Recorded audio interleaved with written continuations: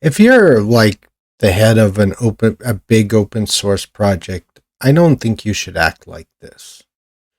And what do I mean? Like, what is this precisely?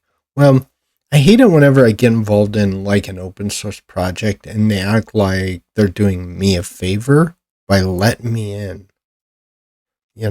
I hate that because the fact of the matter is the more eyeballs you have on your open source project, the better your project's going to be. That just stands to reason, right? Anyway, I'm not really talking necessarily about that. I'm actually talking about an experience I had because I actually need to clear the air a little bit and give a little bit of context and that sort of thing. And I need to be honest with my audience. I think that's very important to be transparent and honest. And I realized something that I said something that I'm not sure I know to be true. Let me explain. So you no doubt saw me give coverage of this article, Gnome's Horde Coding Practices, and I've talked about my own run-ins with who I think was Christian Persh, but maybe not. Let me explain.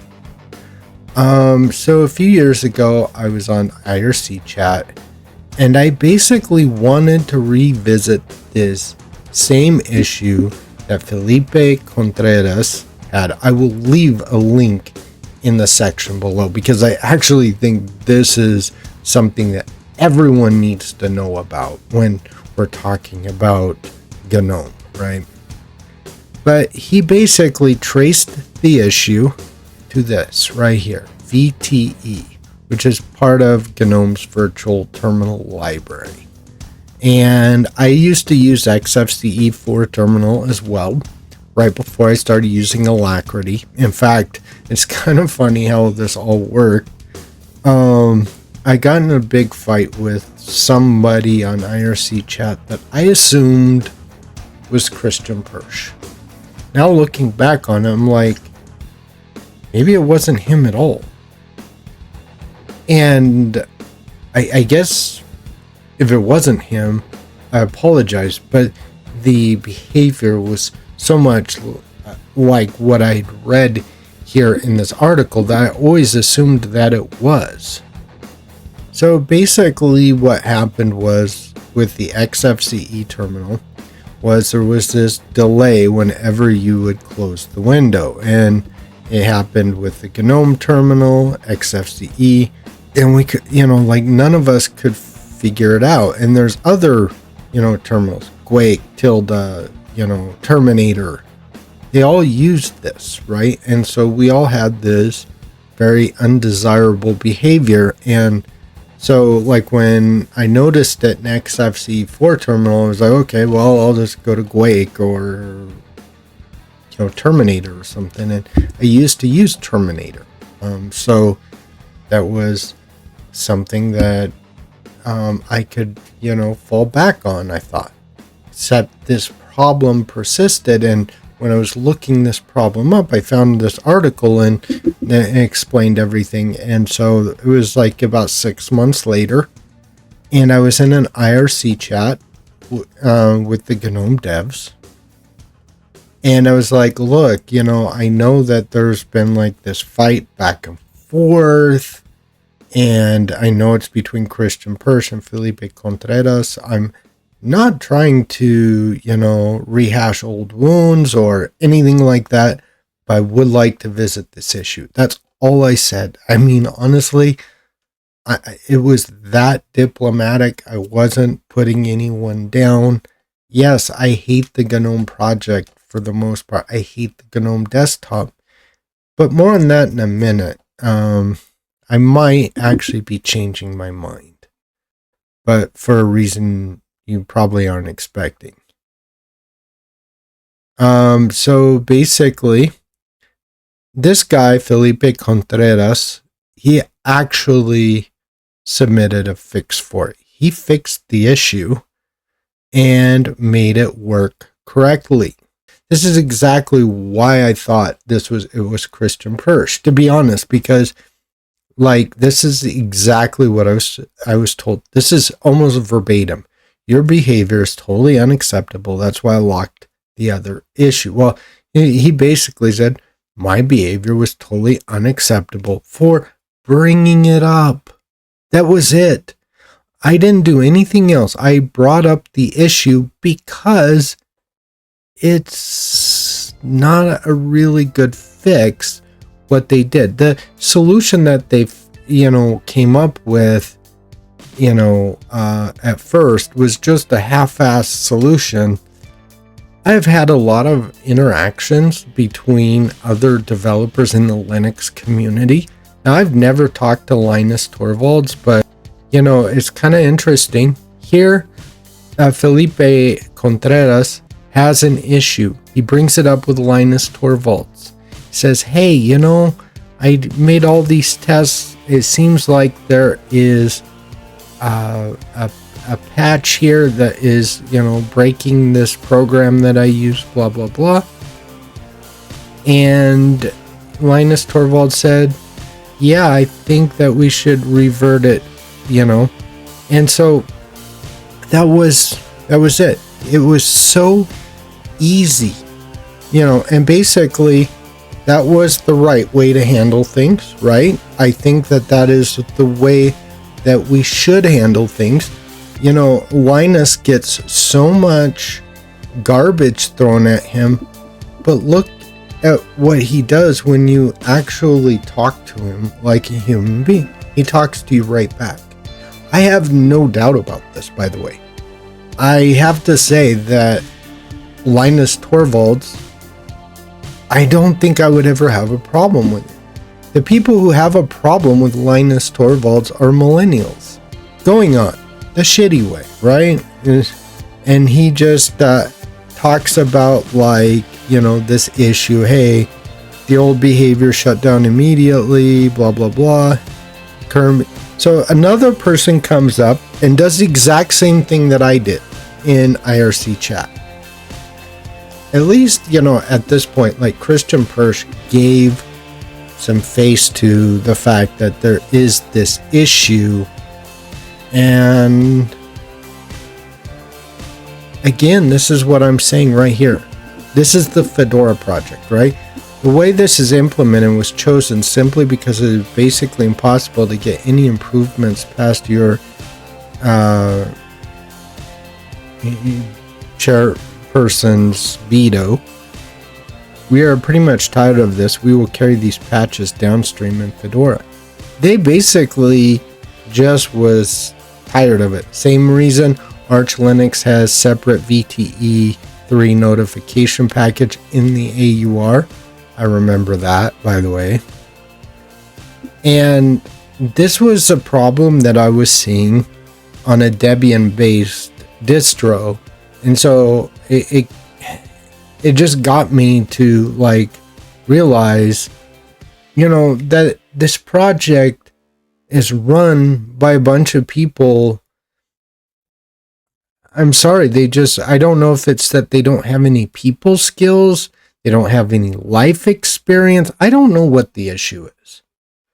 So this goes on for 5 years, right? What actually ended up happening? Well, if you go to the stupidity and arrogance of Gnome developers, a subsequent article by Felipe Contreras, I have to say that basically after 5 years of going back and forth, 5 years of people asking, 5 years of the Fedora team deciding to just sidestep it, the Arch team just saying, hey, we're done with this crap. 5 years of all of this, only to come up onto a solution that was the exact same solution that Felipe Contreras came up with to begin with and submitted. And I mean, seriously, the proof is literally in the pudding. Okay? And it's one of those things where, to me, this Christian Persh is a petulant child. I just have to say it. And I'm finding that all of these projects that I love are filled with petulant children to say I have to conform to their political beliefs. Why do I have to conform to your political beliefs in order for me to, I don't know, contribute? I mean, honestly, like, I do listen to everyone in the Linux community, and that includes Brian Lunduke. I listen to some things he has to say. I don't always agree with him. I don't always think that what he's saying is necessarily true. But I appreciate the fact that he should have the freedom to believe whatever it is that he believes. I think there's something to be said for that. I guess I'm old-fashioned that way. So at the end of the day, I think that we have a culture of toxicity. You know, we have Drew DeVault, who he's doing some amazing work with Wayland. He has this obsession with the GOAT, Richard Stallman. He has this obsession with Linus Torvalds, and why? So I just want to bring you back to maybe this right here. I've been recently taking a look at the whole Universal Blue, and I just have to say it's been a breath of fresh air. They've kind of welcomed me with open arms with, you know, it's kind of funny that, you know, like, supposedly UBlue banned Brian Lunduke, which I'm kind of suspicious of that, you know, from the get-go. But here's the deal. I just have to say this, man. I came in, I told him exactly what I was about in my introduction. Said, hey, you know, I like X-based window managers, especially tiling window managers. I'm a tiling window manager junkie, and there's a couple other things that I'm looking at after seeing Bazzite, like, and like to have like a low latency kernel, like in Debian, for example, and yada yada yada. Okay, Jorge put out, like, just basically took my introduction, gave a separate issue, and here we are. Jorge Castro is a super nice guy, by the way. I've had a couple interactions with him. I've seen him on YouTube and that sort of thing. And I just have the sense that, like, I'm going to preface this because here's the example that I'm talking about when I'm talking about the Gah-nome Foundation, or I'm talking about Ubuntu, OpenSUSE, and a lot of these other projects. Jorge worked for Ubuntu, and he's like the best ambassador I could ever think to have, because he's just like totally awesome. If you ever talk to him, he's just like a wealth of knowledge in the Linux community. Now, he has some very strong opinions about the way things should be done, and I'm not sure I disagree with him at the end of the day, but there's some things that, you know, probably him and I may not agree on 100%, and that's okay. But the one thing is, I have a ton of respect. And so if the Gah-nome desktop and the Gah-nome Foundation was being run by Jorge Castro, I have to say I probably would be using the Gah-nome desktop right now. Why? Because he would have disarmed me. He kind of disarms me right now, even just knowing that he uses the Gah-nome desktop. And, you know, he has one of his images that he maintains, you know, and he basically maintains it for his own personal desktop experience. Total respect. And this is kind of what I'm talking about. Most of the projects that I've contributed to, I have this exact same experience. Plasma.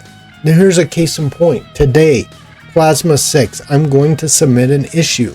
I have to investigate a little further. It's going to take me maybe an hour and a half to get undeniable proof.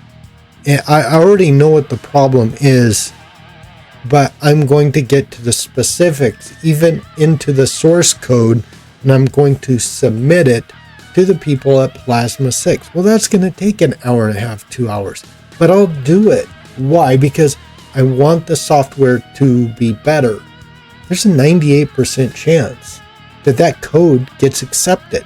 And this is what I'm trying to get across to people. It's not that I want to be like some a-hole here, or I want to be right about everything, or something like this. And I'm certainly not the Brian Lunduke, like I've never been banned from Twitter or from Blue Sky. Far from it, right?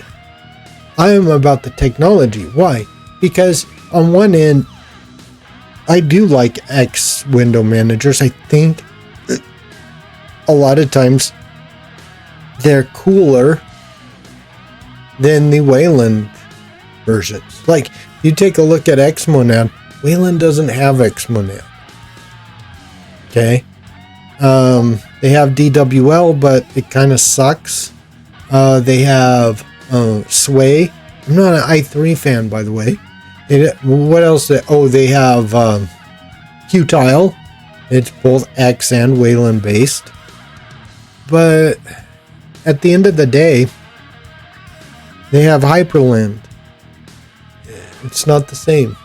I'm sorry. Yeah, it's cool. I like Hyperland. Don't get me wrong.